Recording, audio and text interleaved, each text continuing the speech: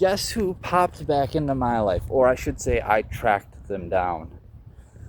So about, was it 2026 right now? 3 years ago, right? I got out of trade school, had my worst relapse ever, and then I got clean and sober for the first time in my life from everything. This was when I was going to CMS. So, Rhonda was my counselor there for on and off, actually 4 different times, I believe, maybe even 5. She would leave the clinic to go check out some other place because CMS counselors didn't like it there too much. They rotated a lot. She would leave, come back, leave again, come back, leave again, come back. It happened 3 or 4 times. It might have even happened 5 throughout the, I would say, 4-year period of me going there and going to CMS, I mean. And the last time I got her, so funny, the last time I got her, she finally, when I had that final relapse right after getting out of trade school, she finally convinced me to just stop everything, stop all drugs and get clean and sober and start counting my clean days, which was one of the greatest weapons I ever had in my toolbox. I've been using it again. I'm about to hit day 70 of no drugs. I'm frustrated with myself that I had those baby relapses on heroin. During the time I was living in my car, I had 2 small relapses. They were very small, but they were relapses regardless. And I was vaping THC constantly. But as far as my DOC, I'm sad that I relapsed. Otherwise, I'd have like probably around 4 years clean from heroin. But that's okay. That's okay. But she got me counting my clean days, and I would hit like a week. I hit a week and I was proud. Then I hit 20 days and I was proud. Then I hit a month and I was proud. And I started making milestones, right? Checking off milestones, which I'm going to do again. Once I hit 90 days, I'm going to call that a milestone, like I did last time. Then when I hit 6 months, I'm going to call it a milestone. Then when I hit a year, like it's a great way to be excited about your recovery. You start nearing those milestones. It's one of the greatest tools she ever taught me. And she was so cool because she gave me the truth when I needed it. She didn't sugarcoat things. She always told me, like, hey, you're screwing up, or hey, you're doing well. Like, she didn't hold back on me, and that's why we bonded so much. That's why we clicked so much, and that's why she was able to get through to me. She didn't baby my feelings like the other counselors. And when I messed up, be like, oh, it's okay, it's okay. You messed up, you screwed up, you used, but it's okay. Everything's gonna be okay. No, she slapped my wrist and would be like, dummy, what are you doing? I know you're better than this. What are you doing? I know you have the strength to be better. I know you can be better. Stop acting like a moron. Just in nicer words, but that's basically what she would say. Like, she'd be like, dude, you have so much potential and you're wasting it. Why, Andrew?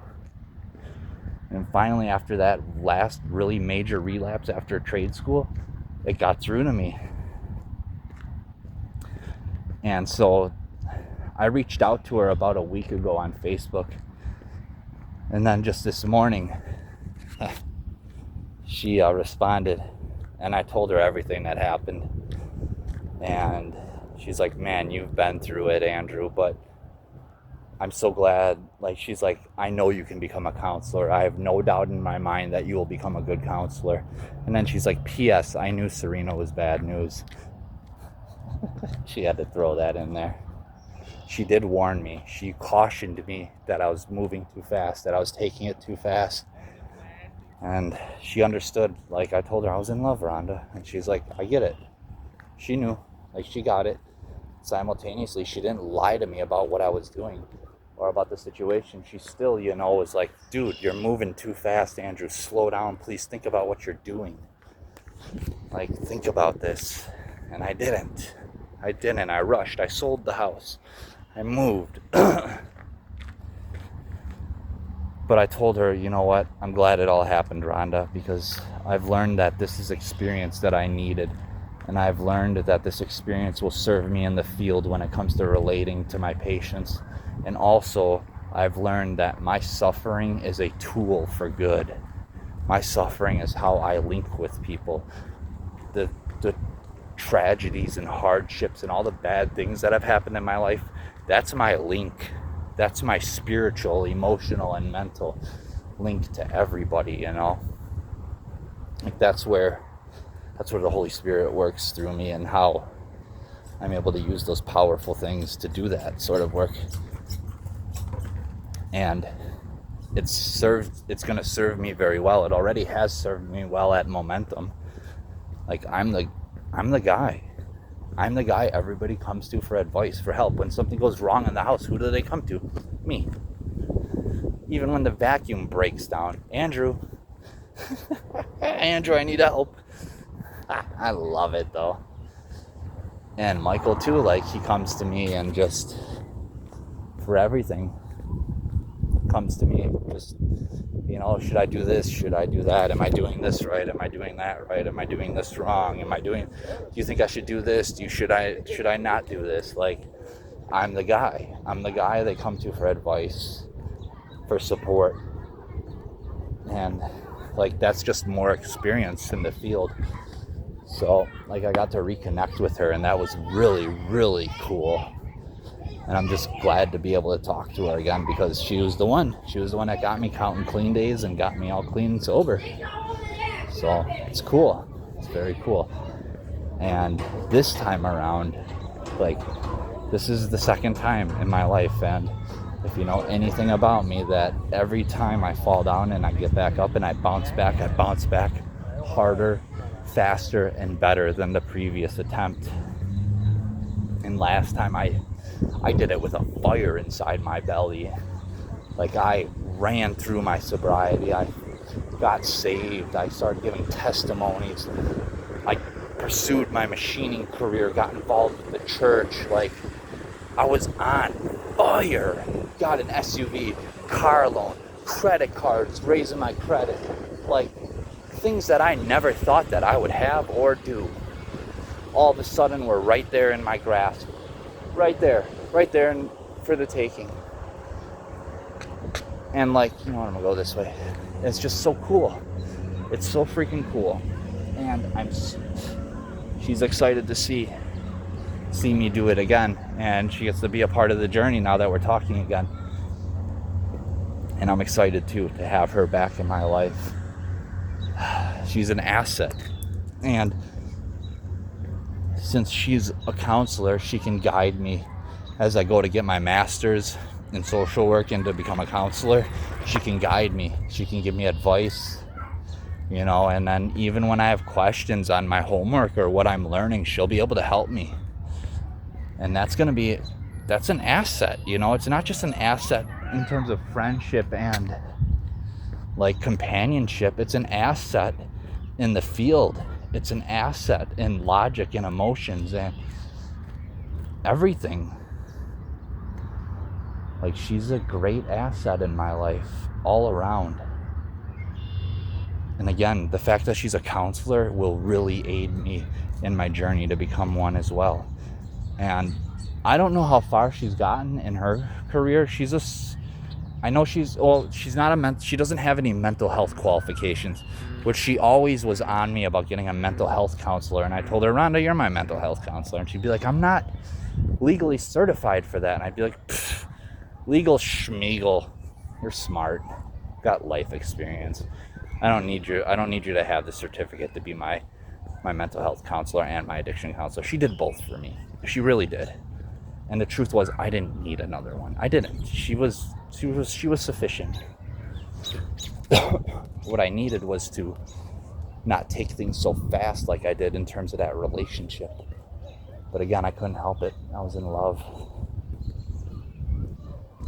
I had a dream about Serena again yesterday.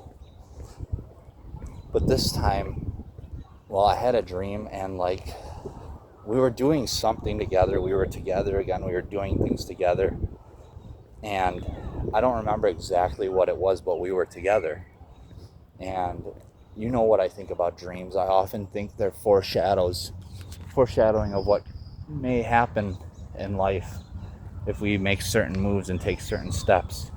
And I see it as a possible foreshadowing of her reaching back out to me at some point. And women are funny like this, and I'm sure guys do it too, but I think, no offense ladies, but I think women are more prone to this.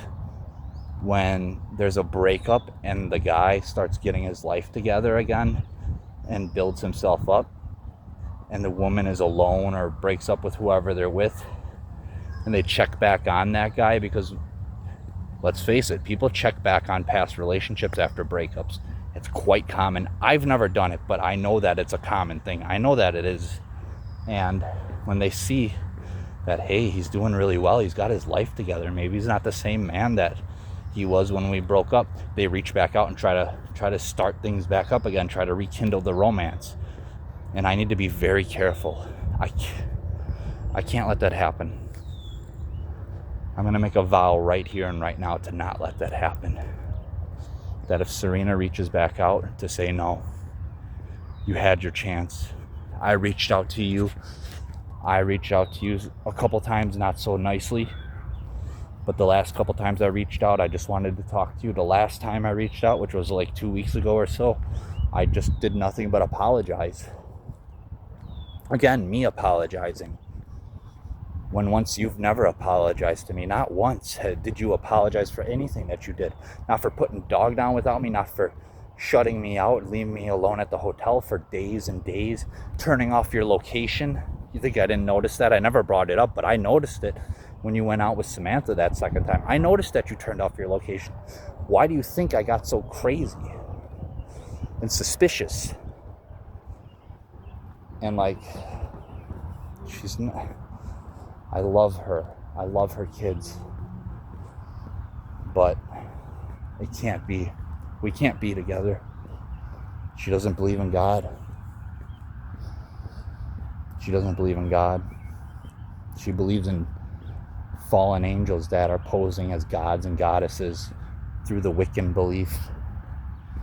And that's how I see it. That's my personal belief on it. I try not to be too religious all the time on here, or spiritual, I should say.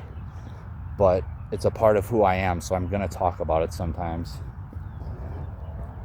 But it's not just because of that. There's other things. We can't be together. We can't. And I'm going to make a vow right now that if she reaches back out to try to rekindle the romance, that I will say no. That I will stick to my guns and tell her that I can't take that risk. The only way I would do it is if she came up to me and said, you know what, Andrew? After everything that's happened, I've come to believe in God. I believe there is a God. I want to know God, and I want to know you again. I want to know the real you. I really want to connect with you. If she did that, I would consider it. But I need to stick to my guns. And so I had a dream about her last night when we were together. But the funny thing was, I woke up and my heart didn't hurt. It's the first time I've had a dream about her where I didn't wake up covered in sweat, soaked in sweat, everything wet, and sometimes shaking. I'd wake up just trembling, right? Like my hands shaking, my body trembling. This is the first time I woke up with a dream of her, and I was still. I was peaceful in my mind and in my heart and in my body. There was no shakes, there was no trembles, there was no chaos, there was no storm on the inside. I just woke up and I was like, and I didn't even realize it at first. It took me about 7 to 8 seconds before I was like, I just had a dream with Serena again. And like it didn't break me down.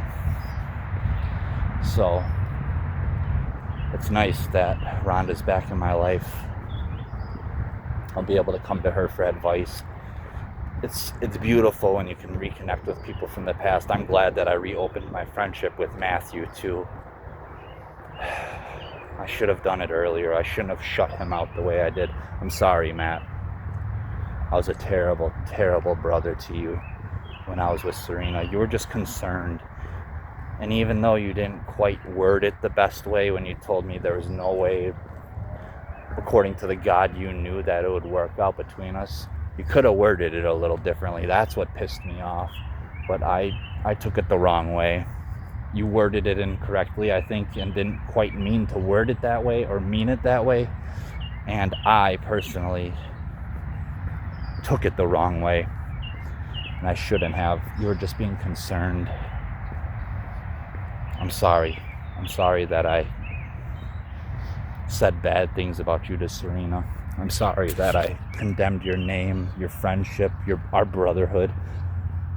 I always say that you're the David to my Jonathan. I'm Jonathan, you're David. We'll always be those brothers. Like, we are David and Jonathan reborn. If they were ever reborn, that's us. We're both giant slayers. We're both strong. We're both warriors. And we're brothers who love each other like to death and back. Like, it's awesome what we've been through together. Like, and Jacob, you, me, and Jacob, we are the Three Musketeers. And that's why we have a chat called Three Musketeers. Jacob thinks we're meant to do something together, something special one day. I'm curious to see how my career of counseling will vibe into that. I'm curious to see what Matt's doing, how that will gel into it. I'm curious to see what Jacob's doing and how that will mend into it. I don't know. Like, I don't know if we're meant to do something together. Jacob certainly feels we are. Him and Matt want to get a kind of church together where it's open forum like it should be. Like it was back in the biblical days, you know. Church isn't the way that it should be. Like, it's gotten very off track. And then you have the denominations, which are nothing but, in my opinion, a tool of the devil to divide us. But I'll talk about that some other time. What I think about the genres of Christianity, I highly dislike them. I think it's very divisive. And I think it's caused us not only to have a lot of infighting, but it's also caused us to make things up outside of the Bible. The Catholics do, the Protestants do, the Charismatics do, the prosperity movement does it. Like, just take things out of context straight and make things up. It's no good. But Jacob believes we're meant to do something together, something special for God. Maybe we will build a church. Who knows? All I know is what God has laid out in front of me. And the things that he keeps placing in my life, the people that he has re-put in my life, like Matt and Jacob and Rhonda, the people that he's dropped back into my life, like the way he does, the way he put me in this sober living place, the way he had me the focal point of the house, basically, that everybody comes to, the way he has me pursuing a career that's solely based in helping people get through their mental health issues and their addiction issues. The way he has moved me in these last couple months. Like, there's something special there. And he has something special for all of us. There's a path laid out for all of us. All of us. I'm so excited. I know there's going to be a lot of challenges. There's already been plenty of challenges at the house. Lots of ups and downs and stuff like that. But I live for this. Like, as much as I complain sometimes, I live for it.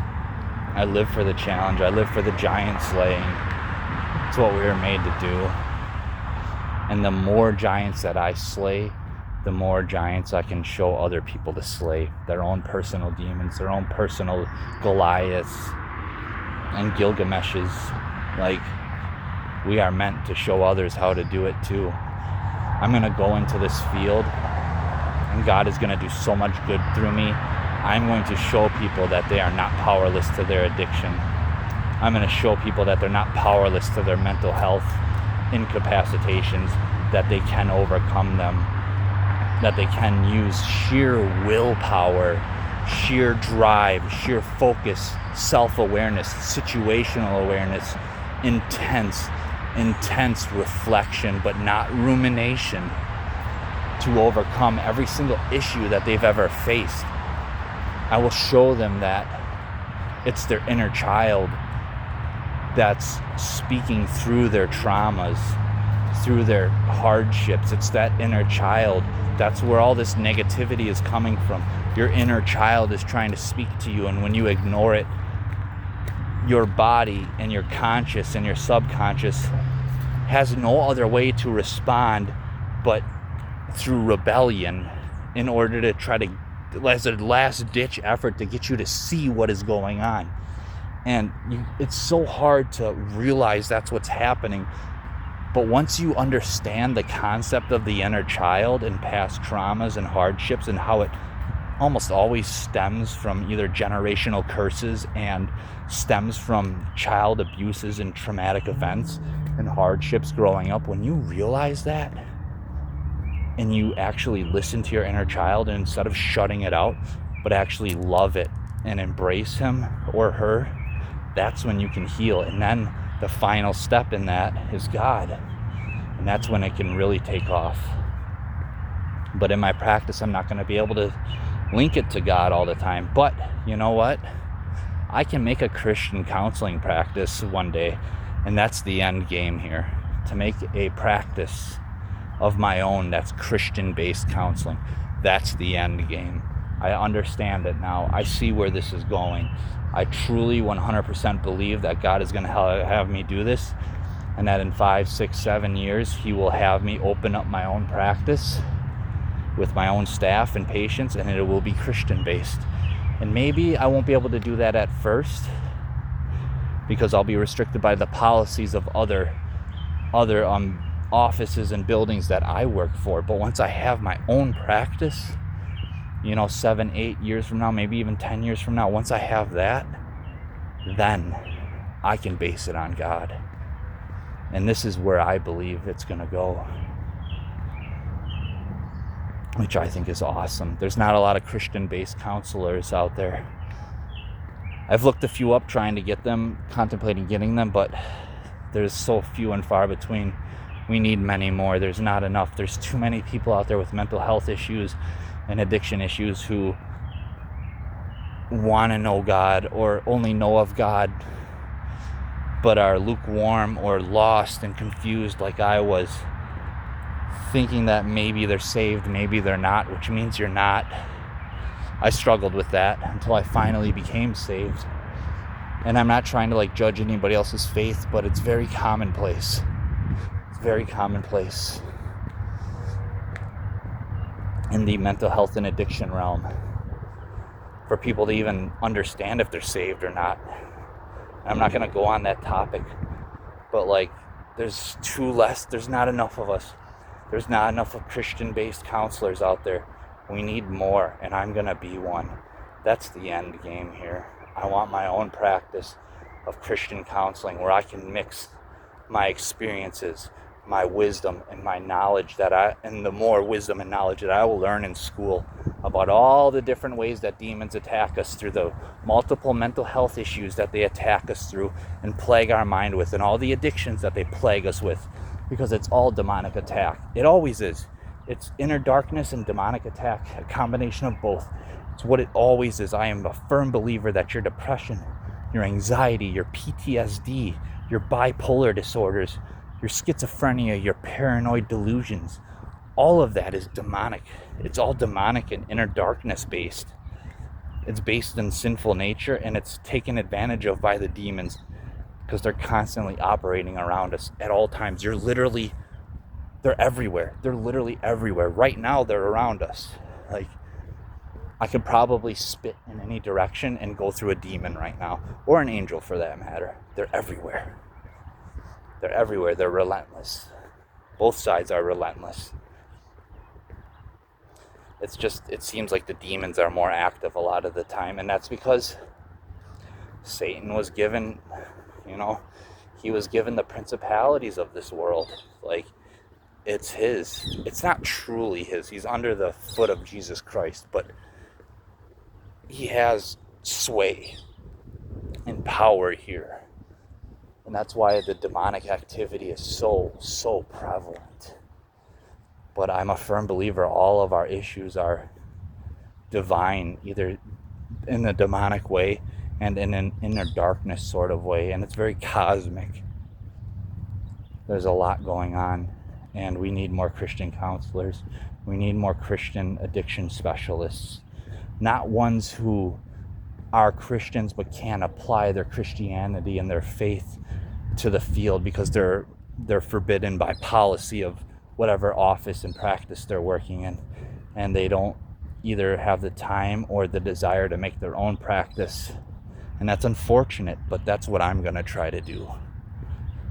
And Michael said to me, dude, why don't you just get the certificate and then retire in like 10, 15 years? And I was like, I don't want to retire, dude. Like, I want to do this my whole life. I want to counsel till the day I die in the ground, or until I can't physically do it anymore.